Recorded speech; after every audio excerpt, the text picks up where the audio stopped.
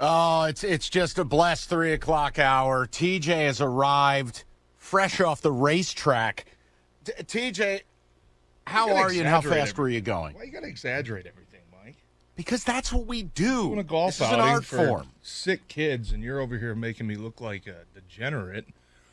I told you, I said, hey, I'm on my way. It's a long drive. Just in case I hit some traffic, want to let you know. You know, I was here and we 10 minutes. we built some drama into it, and we're excited you're on time.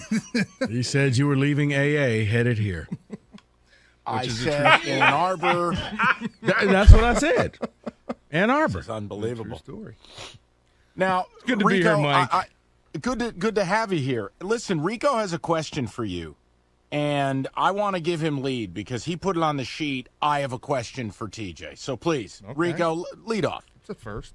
Well, no, TJ, as a former player, I'm under the belief that you only get a couple of these per year, but the must win. You can't use must win 8 times a year.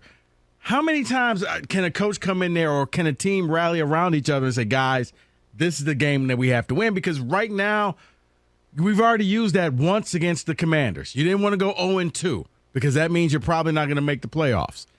Is this another must win? And my God, how many can you have in a year? See, I think that's where we're mistaken, though, where the Washington game, us on the outside looking in, all felt like that was a must-win. Them on the inside, I don't think anybody felt like that. I thought it was just the vibe I got was just, hey, we just need to improve. If we improve, we're going to be fine, right? And that's what Coach Campbell said, too. But because you're so early into the season and players you don't really think about, oh, well, if we don't win this game in week 3, man, in January we're going to be screwed. You don't think that way. You think every week, hey, well, let's just bounce back and we're going to go get the next one. So, but I don't know. I mean, late in the season, I think it's tougher and tougher. I mean, when you're sitting there and it's 6-7, 7-7 record, and it's like what you got to do. Your back's against the wall, and you got to do it. You got to win every single week. That's obviously tough, but early in the season, I just don't think that the players think about that. So in their mind, they haven't even hit must win yet. No, not at all. Not even close, I don't think. So it's just us. I don't think you hit that as a player until probably you lose Sunday against Seattle. Yeah, but no, not even. I mean, to be honest with you, not even then. I mean, once you lose, I think anytime I was a player, once you lose like 6 or 7 games, it was like, now our back's against the wall. Now we got to start rolling, and even in 2016 in Green Bay, we were 4-6. That was the point where it's like, okay, now it's a must win. You got to win 10 games to get in the playoffs. If you're 9-7, you're going home. And we did. We went to the NFC Championship game. We ended up getting stomped by Atlanta that year. But that's the point I think that players have where you understand there's only so many losses you can afford. You don't look down the line and say, well, we've got 3 losses. Oh, we got Green Bay still. Oh, we got Buffalo still coming. Oh, we got Miami still. You don't really add those up. I mean, you take it week by week. But I think there is a point later in the season where, you get that 6-7 loss mark, and it's like backs against the wall. If we don't get this one this week, okay, this season. So we're jumping the gun right now on the must win. No, we're not. Yeah, I think so. I think we are. I mean, I think, look, it's week 4. You're a 1-2 football team. Obviously, I mean, our expectations are also different than the players. Every player 3 weeks ago on any team, it doesn't matter if it's the Lions or the Bills or the Chiefs, every single player has got the same expectations and the same goals. We're going to make the playoffs. Let's get out a run. Let's set ourselves up in a position to, have success in the postseason. I don't know if that's really changed now from our expectations. It was obviously, Rico 5 wins. Mike and I were right around 8 or 9. I don't know if those have necessarily changed, but it just differs so much. It really does. And that's where, honestly, I and a lot of guys that are former players that do the media, that's kind of that line you have to draw where it's like, this is how I feel now, but let me take myself back into my mentality when I was a player. What was I thinking back in week 4, when we were 1-2? Did that feel like a must-win? No, it really didn't. It felt like, we're doing a couple things wrong. We just got to clean up a couple things here and continue to improve. You know what I would argue, TJ?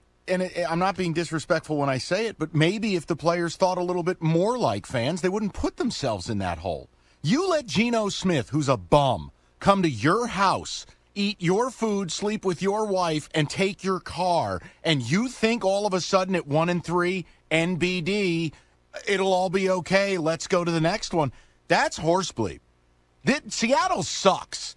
You play Geno Smith and Brian Hoyer, who's been bald since 2007, and you What mean does to that tell have me to do these with aren't anything? must-wins? Mike, none It of that- has everything to do with it. Yeah, but none of that's happened yet, Mike. This is the same we had before Washington, where you can't let Carson Wentz come in here and beat you, and we were getting mad about it. And you didn't. Yeah, they took care of business. But, yeah, I mean, But what I'm saying is if you lose, lose and fall to 1-3 Yeah. and you lost to arguably the worst team on your schedule, TJ, that's debilitating. yeah, it can be. And I think, honestly, for me, the most disappointing part of that game last week where you blew it. I mean, look, you took the win, you had it crumbled up, you were stuffing it into your pants, and you just said, nope, you take it. You threw it across the field and gave it to Minnesota. That was the most disappointing part was you could have been.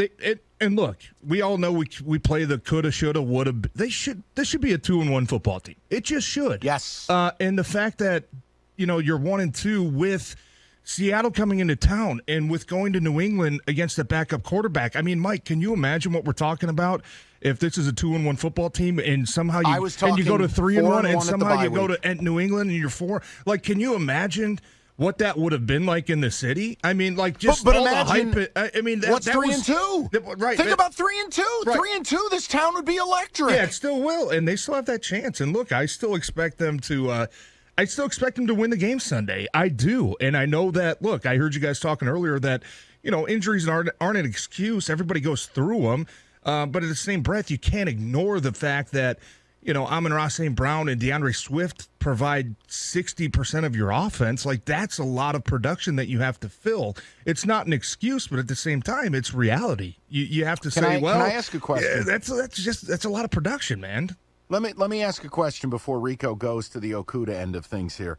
But is it unfair for me as a fan to look at Jared Goff, look at the situation this week, and go, look, we know it's far from perfect. We know you don't have all your toys, but you are the guy who's going to ask for $200 million from this organization. You need, by hook or by crook, figure it the F out this week and guide us to victory. Is that unfair? No, I don't think that's unfair, and I'm actually the opposite of you, Mike. I look at this as being a Aaron Glenn game. Aaron Glenn, how much did we hear his name thrown out in the offseason about potential head coaching interviews and the games that they played last year? I mean, look, they held, 9-10 games, they held teams under 20 points. If this defense keeps playing the way they played the previous 3 games, is he getting any calls in the postseason? I don't think so. Right? You can't be letting up 24, 28, 35 points. You can't do that. And this is a game to me that just screams defense. It just screams the defense and Aaron Glenn have to put together a plan. Your offense is limited. You're going to be missing a lot of key players. To me, a good team, a different Detroit Lions team. This is a team where the defense goes out there and completely dominates this football game and allows the offense just to do what they have to do to go out and get a win. I don't see the Jimmies and the Joes on the defense this year. So I didn't see him last year either. They've got more this year than they did last year, and there were still games last year where, Baltimore, you hold to 19, Chicago, what was it, 19, you know what I mean? Cleveland, 16, you lose a game, Pittsburgh, 13, you tie. There were so many games where it's like, gosh, the offense just could have scored 20 points. I mean, that's pretty darn good defense in the NFL. They haven't been able to do it this year with, in my opinion, better personnel. And this just, to me, screams Aaron Glenn. You want to prove that, which I think we all agree that he's a big-time coach. I mean, he got a lot of consideration last year as far as getting promoted, and a lot of teams were interested in him. This year, that defense been very disappointing. This just screams to me, you want to show us that you're a different defense and that Aaron Glenn, you've taken a step and you are who we think you are. This is the perfect opportunity to go against, like Mike, like you said, a lesser team and just completely dominate them and help your offense out. Don't make your offense go out there and score 35 points with 2 or 3 backups. Don't do that. Go out there, hold the team to 10, hold the team to 13, let your offense do what they got to do and get out of there with a win. Rico, I want you to look at TJ. I'm serious. I want eye contact. I want you to look at TJ and tell him that Geno Smith's a good player. I didn't say that, Mike. I said Geno Smith is an NFL quarterback. Is he? He is. You just don't like him because he was a Jet. And you hate all terrible. things Jets. No, I cannot. I do, because that's a rat flea-ridden organization. Hold on. Mike, doesn't it feel better that you just confessed that? You feel a little sure, better, I've don't always you? admitted it. Yeah. I think only losers root for the Jets, and the Jets are trash. But my point is, Geno Smith cannot go on the road and beat you. I'm with TJ here in that if this defense allows Geno Smith to go out, complete 70% of his passes, and matriculate his way up and down the field, I got to tell you something. TJ, you're right. All this praise that Aaron Glenn gets, I don't want to hear it. And by the way, I'll lead Rico right to his question. Look, Okuda's been great. Not good, great. So you've already gotten one surprise, right? If you allow this bum, that's what Geno Smith is, bum, Why to are come you to making your this personal? place, he's no good. And he comes here and beats you, Aaron Glenn deserves all the criticism. It's ridiculous. Yeah, and the defense is pretty much healthy for the most part. I mean, with the exception of obviously losing Tracy Walker, which is a big loss. But Great, they lost Jamal Adams. We'll call it even. No, yeah, I get it. But I'm just saying, when you look at the injury report, 9 of the 10 questionable limited guys are on offense, right? So you would hope we'll that find with out the in 45 minutes. Yeah, I mean, you would can't hope wait. You would hope with the full squad defensively that you can get these guys ready to go out there and just be different, because the first 3 games, I mean, and even look last week, I mean, they shut out Minnesota in the second half for what? 25 of the 30 minutes, and then you let up just 2 horrible, drives and plays to get beat. But yeah, Mike, I'm with you where Jared Goff has to do what's necessary to go out there to win. But this just, to me, screams that this defense needs to step up. They need to start. If he gets outplayed by Geno Smith, I'm cutting him. Don't go that far. I'm kidding. Everybody calm That's a down. little extreme. Okay, everybody calm down. Hold on. We do want to get into the Tua thing. Again, the former player perspective. Everybody saw what happened. And, TJ, I know you're excited. I have arguably the most important question I've ever asked you. We're not going down the same path we did 2 weeks ago. Oh, yeah, that's true. It's even better because it involves a dissertation from Rico. I will explain. Can't wait. We'll do all of it next.